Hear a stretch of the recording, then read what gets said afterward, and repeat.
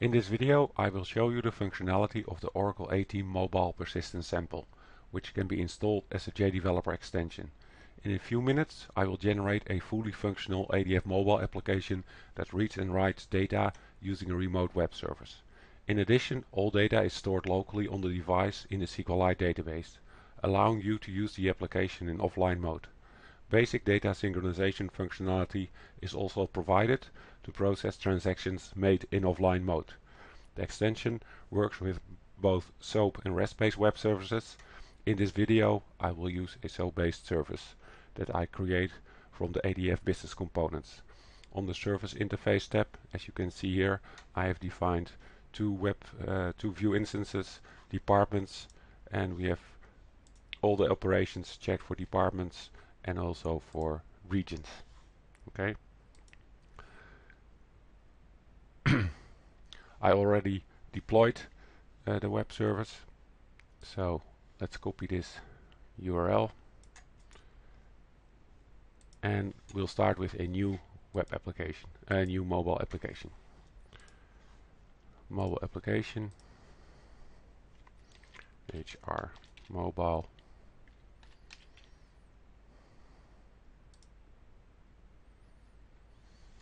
And the first step is to create a web service data control from this ADF BC web service. So we go to data controls, web service data control, HR SOAP service. Paste this here, and we need to change the IP address so the mobile phone can actually access it.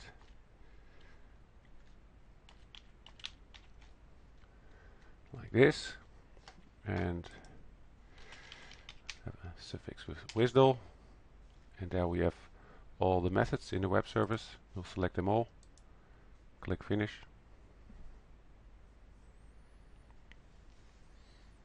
and you can see we have here the web service data control. Okay. Now the next step is to run a new wizard that comes with the extension. You see here the ADF mobile category under business tier. This category shows up because we have installed this ADF mobile persistence extension. Two wizards here. We'll pick the second one, which allows us to generate a business object layer including a SQLite database for our mobile application. HR SOAP service, that's the web service data control, and it inspects the data control payloads to identify the possible data objects that you might want to use and generate. So we'll give it nice singular names, so we get nicely generated Java classes, location, department, region,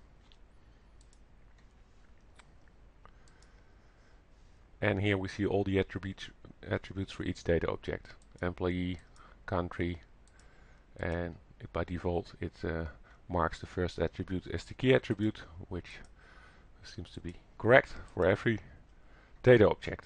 So you can change the attribute names here as well if you like, but we'll leave it to the defaults.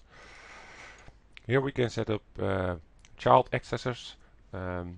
So between country and location we have to match the country IDs, and this is needed to store the data locally in the SQLite database, the foreign keys, so we also can restore the master detail relationships while running in offline mode. So department employee, department ID, and the last one for region ID, region ID. Okay, here we can specify all the CRUD services, the CRUD service methods. For the department service, of course, the find all method find departments, and it has done some smart defaults by inspecting the method names. It is guessing you want to use the create departments method for create method, etc. So this is all fine. We can specify the sort order. So let's say I want to sort by department name. Department name. And we have the region service, and again it already provides the correct defaults for all the methods here. Over here we can actually specify the arguments to all the web service methods that we're going to invoke. These two are optional if you want to do filtering, but we just want to query all the departments, so we'll leave the arguments empty. Create departments, there's one argument, department, and the serialized version of our department data object in XML forward should be passed in. So as you can see, all the defaults have been figured out already, have been set correctly for all the methods, and same for regions, all the methods there. So you have a number of options. If you want to invoke more complex web services with a number of arguments, you have various options to provide a value for those web service arguments. So last step, we just can set some settings that we'll leave to the defaults. We'll click finish, and here we have a whole list of all the files that have been generated. But just let's take a look at some of those generated files. Take a look at department. You can see all the attributes, and we also see an employees list because we have set up a child accessor to access the employees within a department. All the getters and setters have been generated as well, and also methods to add and remove an employee within a department if we would like to use that. And if we go and take a look at the department service, we see that this class extends the entity CRUD service. That's a generic class that comes with the mobile persistence extension, and in this class is doing most of the work to insert and update and delete methods, data both in the SQLite database as well as by invoking a remote web service. And you see here the data control persistence manager class, which is configured as remote persistence manager. So all the actions will be the actions against the web service will be handled through this data control persistence manager.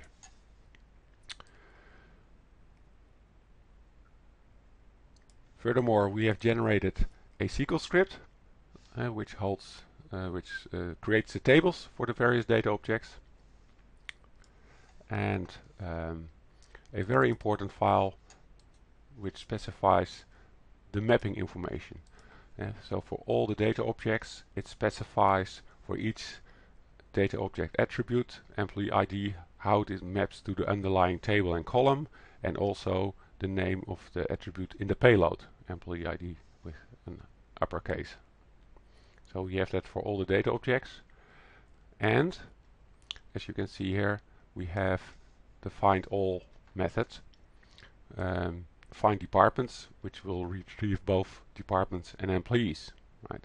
And if we scroll down and we go to the department class, we again will see the same find all method, but we will also see the methods to create, update, merge and delete departments, right? So all the information that we entered in the wizard is basically stored in this XML file, and the data control persistence manager class that we just saw in the department service at runtime will actually read this information and will be able to call the appropriate web service method. So if we change an existing department, we will do an update using SQL in the local SQLite database, and we will invoke the update departments methods to also process that change against the remote web service. And there's a little property file generated that specifies at runtime where the SQL DDL script can be found, as well as the persistence mapping information. Okay. So we have two services created that we can turn into a data control. Create data control. And now, of course, we can manually, using drag and drop, build the user interface against this region service and against the department service. But we will use another wizard, also provided with the ADF Mobile Persistence extension, which allows us to generate a default user interface. So we click the ADF Mobile under Client here, category now, and here you see a fourth option which has been added by the persistence extension. Click next, department service, and here we can specify some UI settings. What do we want to see in the list of departments? We want to see the name, and at the right we want to see the ID. Create, update, delete allowed.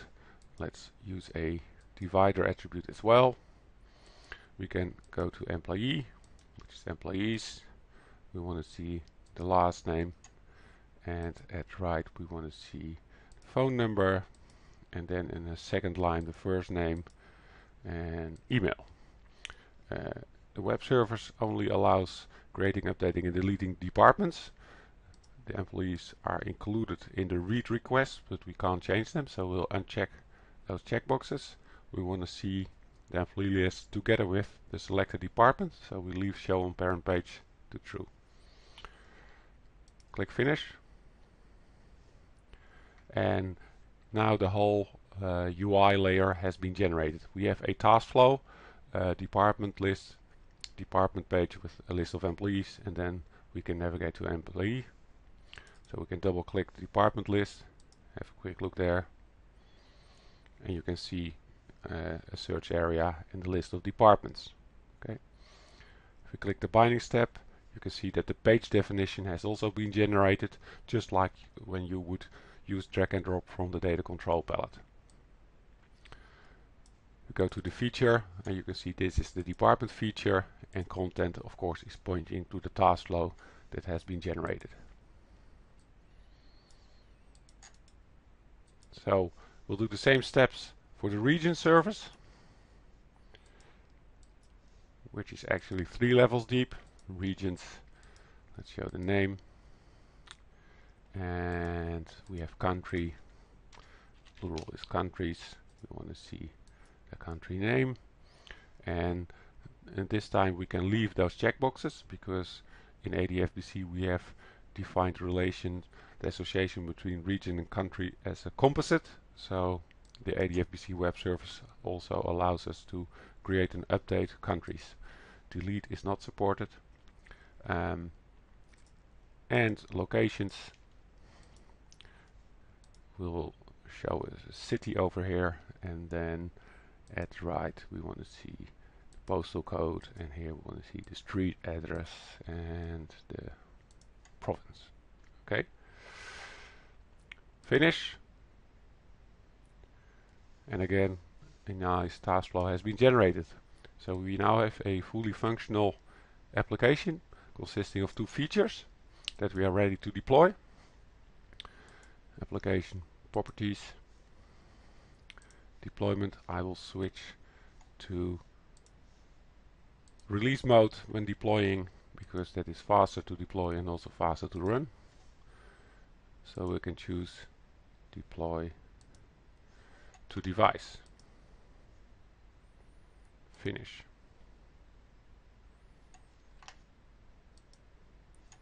You see that deployment has been started.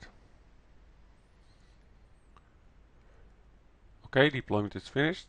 So let's take a look at the phone where we can find the icon. There it is, HR Mobile. So we'll tap on it.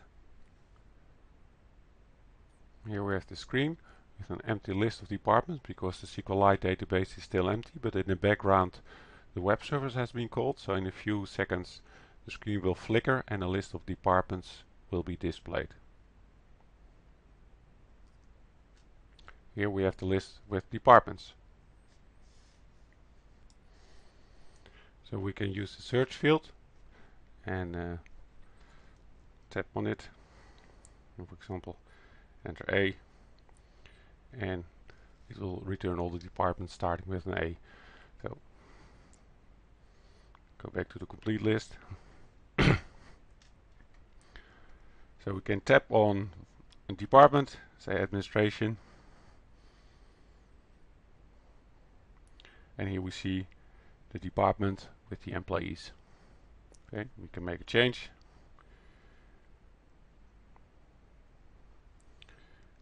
And click save, and we'll go back, and now it has been saved on the SQLite database, as well the remote web service has been invoked. I will show that in a minute. And if we click here, we can also tap on employee, Rafaeli, and here we see all the details from this employee. Okay, some other options here in the menu. And we can delete, we can synchronize, we'll get there later.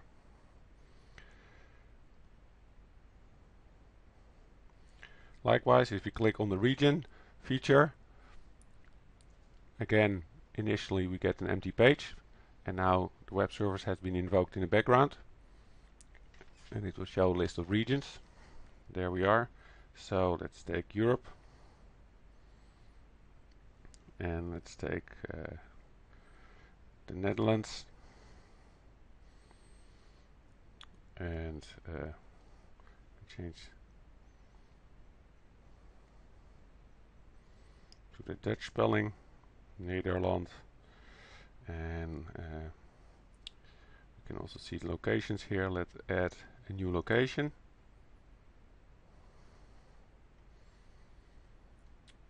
My hometown.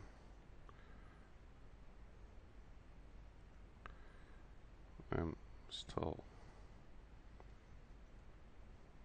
Veen.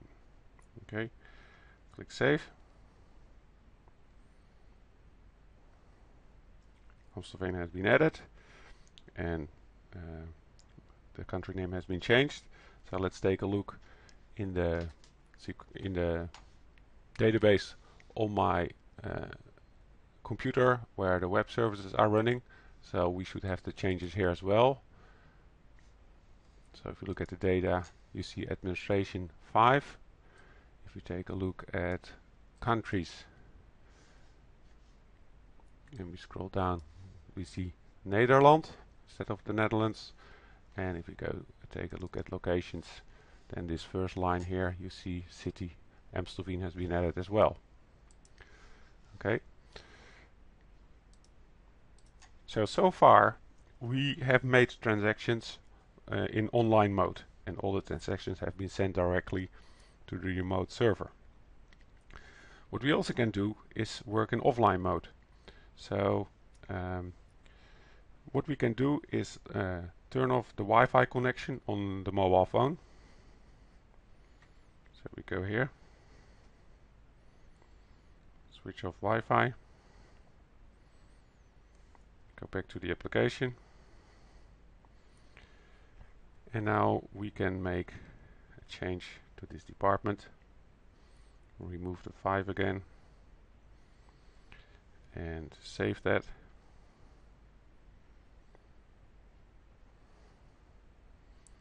And we can create a new department. Let's say A team. Save. Now obviously those changes have not been sent to the remote web service because we are in offline mode.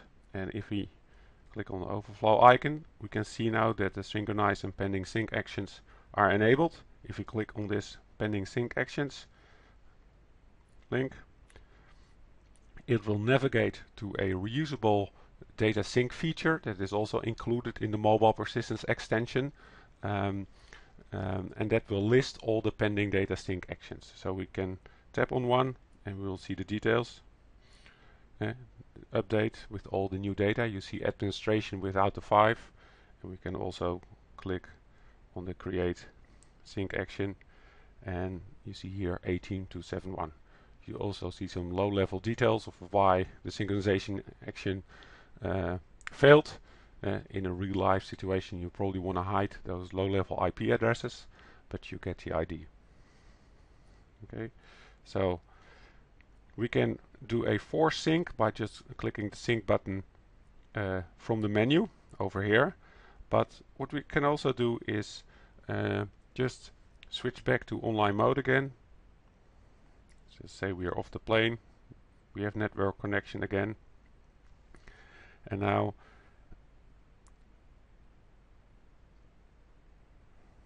if we go back to the application and we make another change. Say benefits. We'll change the department name here. 4. And click save.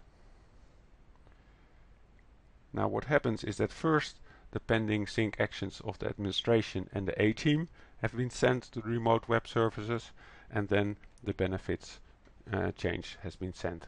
So if you now take a look at the database again, over here, go to departments, and we see administration, the 5 has been gone again, benefits has the 4, and we should have a new department over here. A team has been added as well. As you have seen, the Mobile Persistence extension provides all the infrastructure code to manage and handle data synchronization. Note, however, that this is not a complete solution.